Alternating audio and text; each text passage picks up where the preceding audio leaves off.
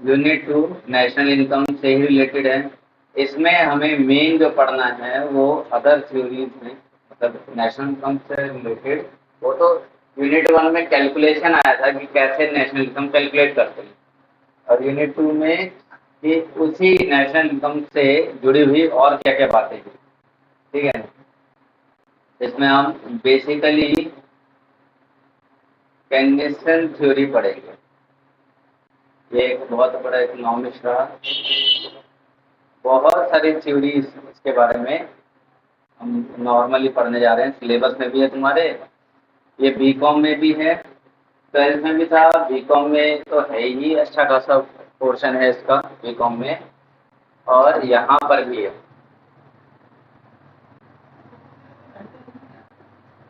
ठीक है, तो ध्यान रखना, अगर बीकॉम में है तो तुम्हारे एग्जाम के लिए ये काफी ज्यादा हेल्पफुल रहेगा।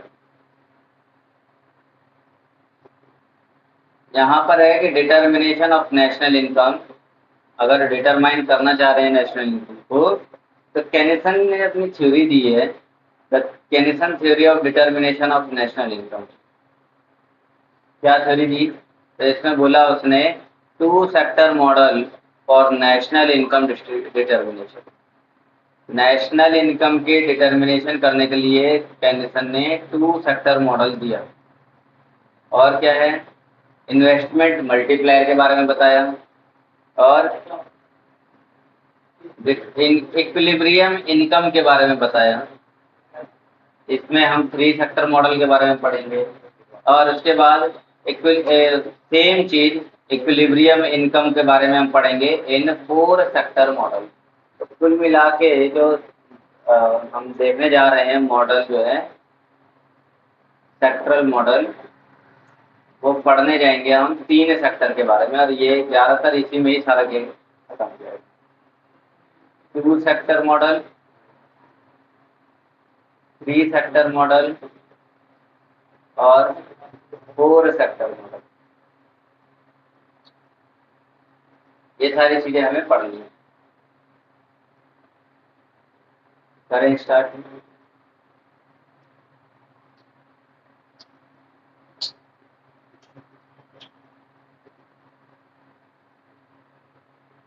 तो ये ध्यान दो, the history of modern macro economics was revolutionized in 1936 with the publication of John Maynard Keynes' General Theory of Employment, Interest and Money। तो ये जो मैक्रो इकोनॉमिक्स की जो स्टडी है नॉर्मली देखा जाए तो 1936 से ही स्टार्ट हुई। ठीक, जब कीन्स ने एक थ्योरी दी अपनी, general theory of employment, interest and money.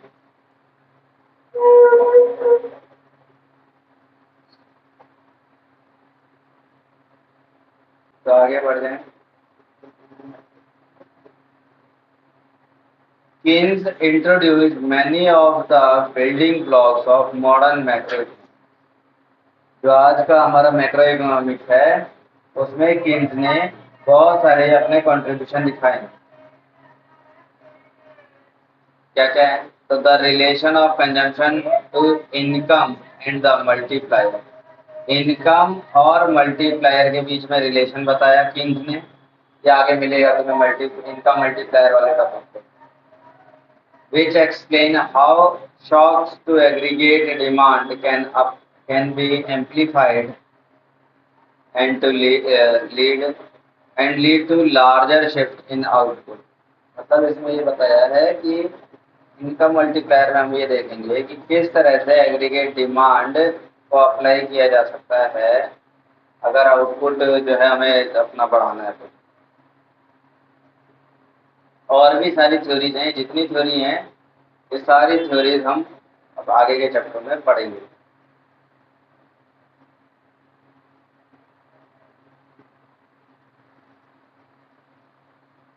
Keynes' theory of income determination is presented in three models। Keynes की थ्योरी तीन मॉडल में डिपेंड करती है, तो ऐसा लिखोगे। Keynes' theory of income determination is presented in three models। Income determination.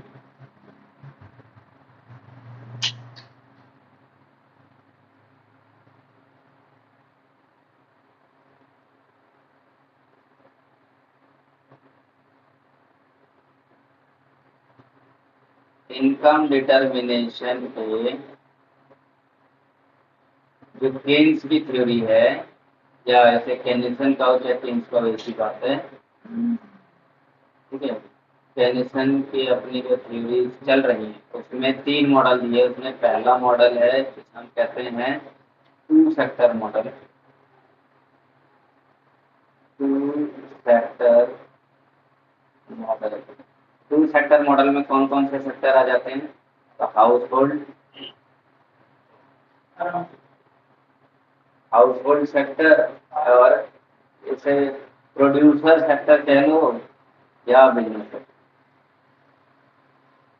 Producer sector है ना, या इसी का नाम दूसरा है बिजनेस सेक्टर।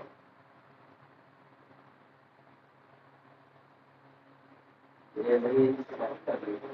तो प्रोड्यूसर सेक्टर हो गया, मतलब हाउस होल्ड सेक्टर और प्रोड्यूसर सेक्टर, ये 2 हैं। अच्छा, इसके बाद आएंगे 3 सेक्टर इकोनॉमी में। 3 सेक्टर मॉडल, तो इसमें तीनों मिलेंगे। हाउस होल्ड सेक्टर मिल जाएगा, प्रोड्यूसर सेक्टर मिल जाएगा, और जो तीसरा है वो है गवर्नमेंट सेक्टर।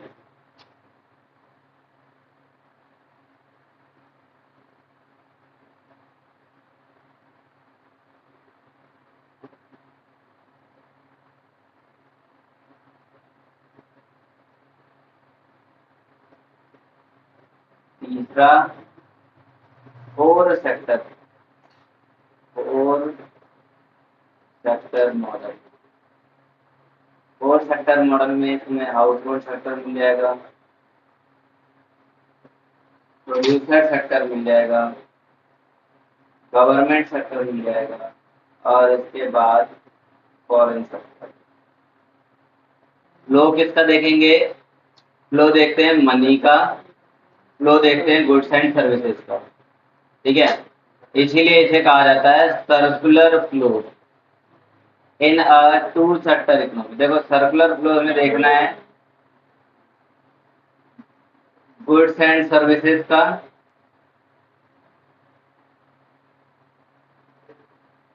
और सर्कुलर फ्लो ही देखना है हमें मनी का। देखें, 2 सेक्टर में सर्कुलर फ्लो कैसे जाएगा?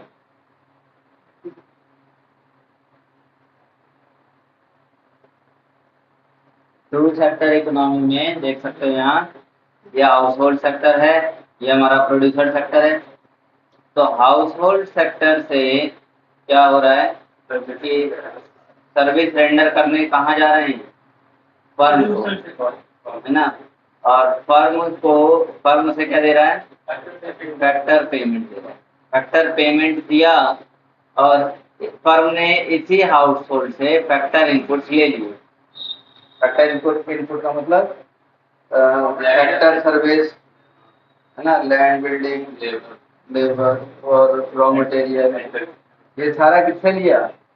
हाउस होल्ड से ले लिया, और बदले में उन्हें फैक्टर पेमेंट कर दी।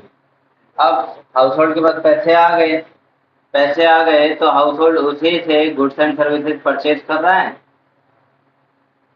और बदले में पेमेंट कर रहा है, जिसे कंजम्पशन एक्सपेंडिचर कहा जाता है। ये नाम यहाँ पर शॉर्ट फॉर्म लिख के दे दिए।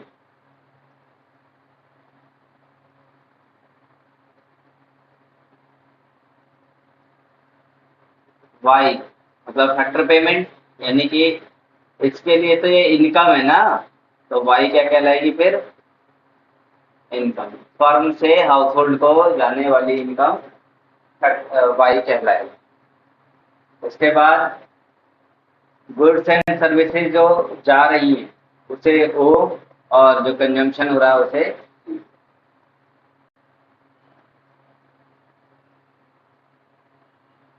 ठीक है इतना?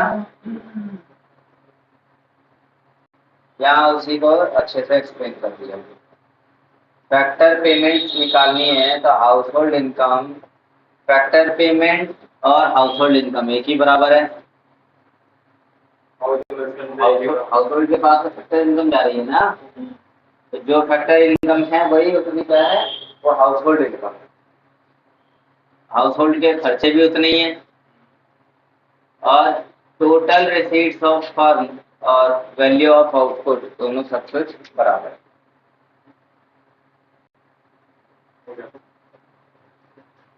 ये चीज और लिख लो, सर्कुलर फ्लो बनाओ और ये लिख लो, हेडिंग डालोगे circular flow in two sector.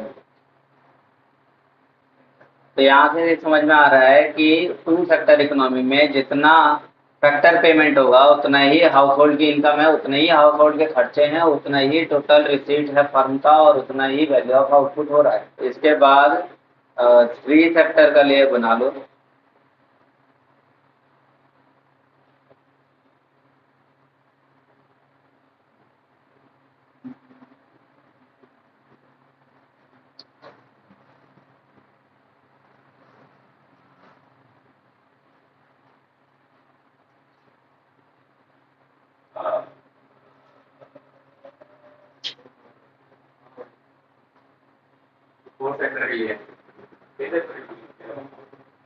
Three sector model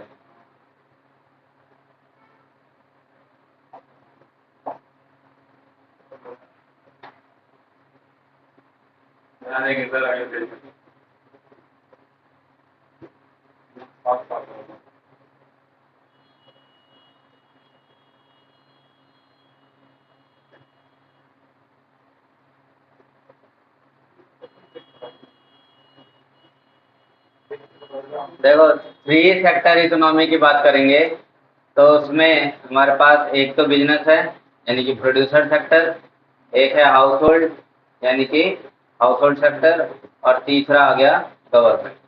तो हर सेक्टर एक दूसरे से कनेक्टेड है, कुछ ना कुछ सर्कुलर फ्लो चल रहा है।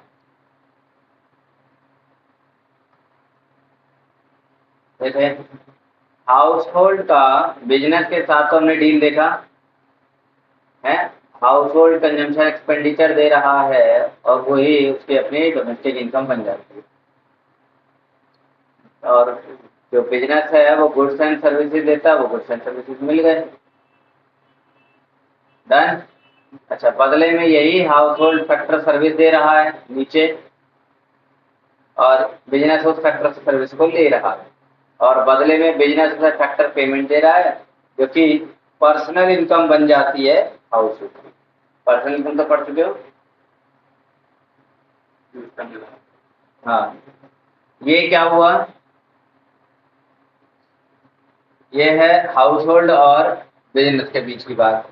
अब अगर सरकार आ जाती है कि सरकार का ऐसा क्या बन जाता है, तो सरकार के केस में हाउस होल्ड से वो टैक्स लेते हैं, टैक्स ले लिया और बदले में कुछ पेमेंट ट्रांसफर कर देते हैं।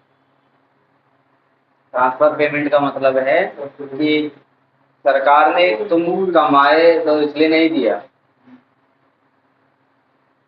तुमने कमाया इसलिए सरकार ने तुम्हें नहीं दिया, सरकार ने तुम्हें दिया क्योंकि सरकार का मन किया। देखिए यहाँ देखो, हाँ भाई साहब यहाँ देख ले, गवर्नमेंट के लिए हमने देखा, क्या देख लिया गवर्नमेंट के लिए, हम टैक्स देते हैं और सब्सिडी देते हैं।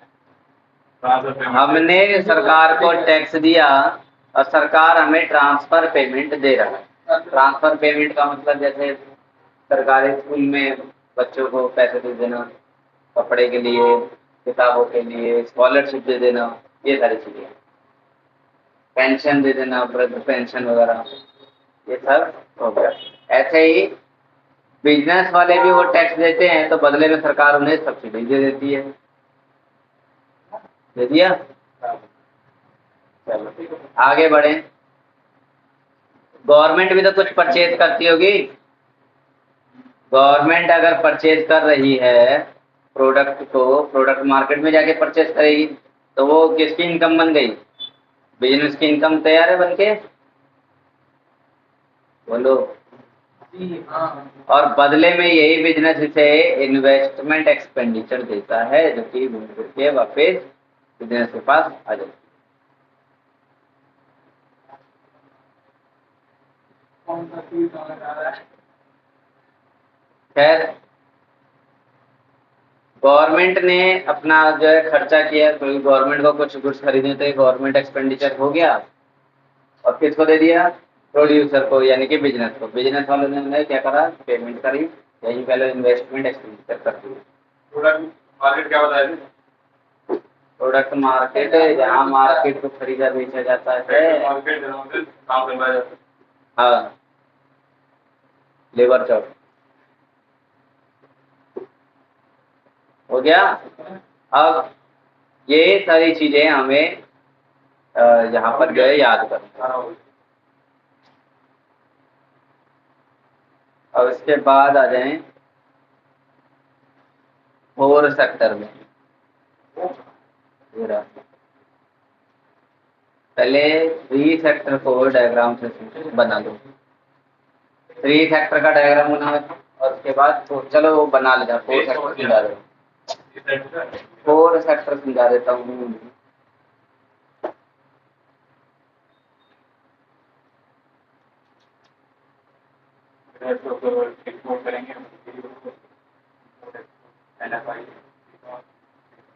तो देखो, बिजनेस, गवर्नमेंट, हाउस होल्ड और रेस्ट ऑफ द वर्ल्ड, यानी कि फॉरेन सेक्टर।